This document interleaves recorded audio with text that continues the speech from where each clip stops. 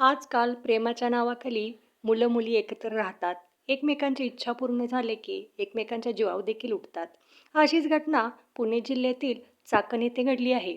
पुणे जिल्ह्यातील चाकण येथे एका तरुणाचा निर्घृणपणे खून तिच्या मैत्रिणीने म्हणजे तिच्या गर्लफ्रेंडने केलेला आहे.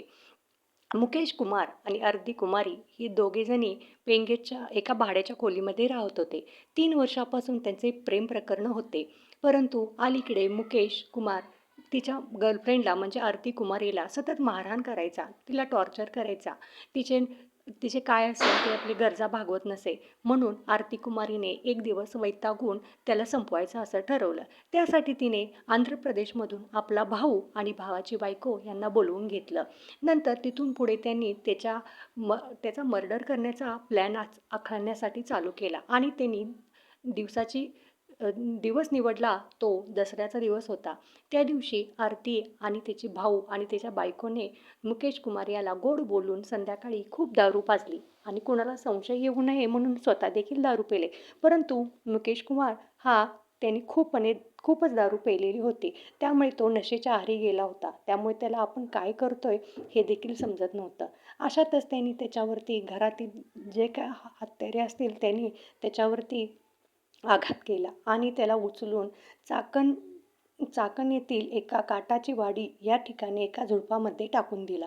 त्याचा मृतदेह हा एका चादरीने गुंडाळण्यात आला होता आणि त्याचा फोन घेऊन आरती कुमारी आणि त्याचे भाऊ आणि त्याची बायको तिघेही संभाजीनगर येथे पळून गेले. नंतर काटवटवाडी येथे लोकांना एक विचित्रच प्रकार त्या झुडपामध्ये दिसून आला. म्हणून तेथील लोकांनी पोलिसांना प्राचारण केले. पोलीस तिथे आले असताना त्या मृतदेहाचा ओळख पटवण्यास पोलिसांना खूप कठीण गेले, कारण त्याच्यापाशी कोणतीच त्याची आय डी प्रूफ नव्हता. परंतु तिथेच आसपासच्या ठिकाणी पोलिसांनी सगळा छापा मारला, सगळी तपास केलं. नंतर त्यांना एका ठिकाणी त्याचा सुराग मिळाला. जेथे तो राहत होता, आरती कुमारी आणि मुकेश कुमार तिथे राहत होता, त्या घरमालकाने त्याचा नंबर दिला.